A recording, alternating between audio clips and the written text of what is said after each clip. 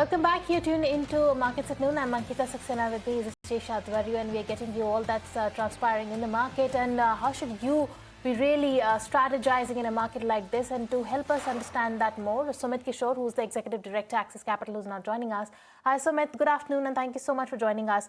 Sumit, one thing is, absolutely certain, and that is that it is a stock pickers market. Now, let's talk about L&T first. L&T that is in focus today. In fact, it's seen a dropping of almost 5%.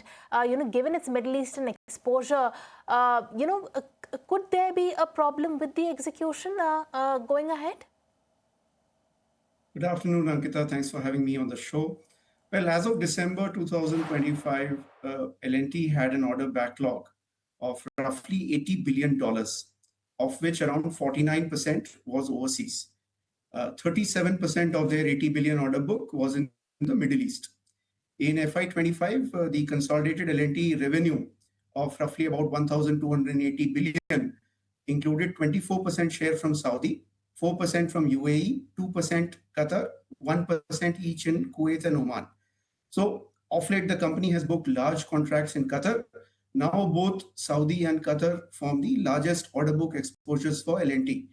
A Middle East exposure of L&T is heavy in hydrocarbons, T&D, and solar EPC. If the current conflict in Middle East gets prolonged, then there could be disruption in movement of men and materials, and execution could certainly be impacted.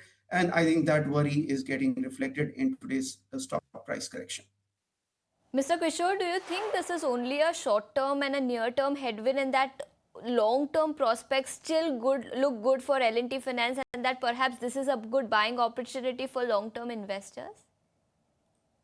Yeah, I'm in Dubai right now, and my flight to Mumbai has got cancelled. So I sincerely hope that this does not get prolonged.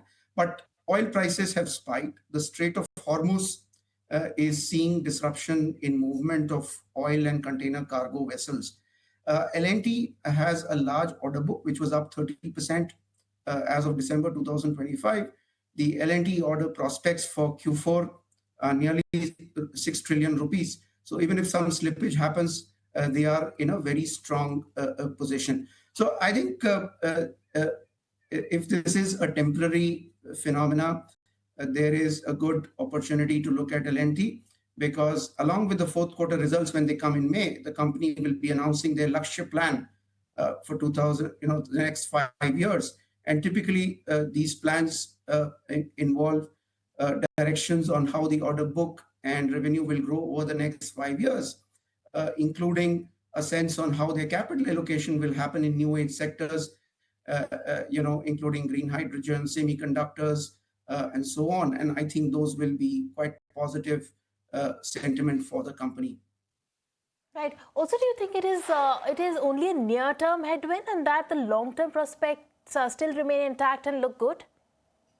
Exactly. I think again, we hope that for this, that this is a near-term headwind, because as the conflict, eases out, I think it hopefully should ease out, and that would then be a good opportunity. But I mean, I don't play down the risk that if the conflict were to get quite prolonged, given the significant exposures that L&T has in the Middle East, there could definitely be some impact. But then we are talking about, a whole different discussion for the markets in general. I'll stop here. This is only expected to be a short-term problem. But Mr. Kishore, are you changing your earnings estimates already to factor in the execution trouble, or you think it is too soon to perhaps do that? It is too soon right now to be changing estimates. I mean, it's been only a couple of days into this conflict. The sites for L&T are not concentrated. They are spread over geographies. They are spread within those geographies at many locations. So, I don't think that there is any reason to panic and cut estimates right now. Also, are you changing your earnings estimates already to factor in the execution trouble in the Middle East, or is it too soon? No, I think it is too soon. I mean, there is no, as I mentioned earlier, it is too soon to be cutting estimates. we'll still be watching the situation closely. But as I said, their project locations are spread over geographies and across multiple locations within each of those specific geographies. So it is not a concentrated exposure in one particular location. We get that point. Mr. Kishore, thank you so much for taking your time out and joining us here on ET Now. But on that note, we need to slip into a very short break. More news and updates will continue on the other side.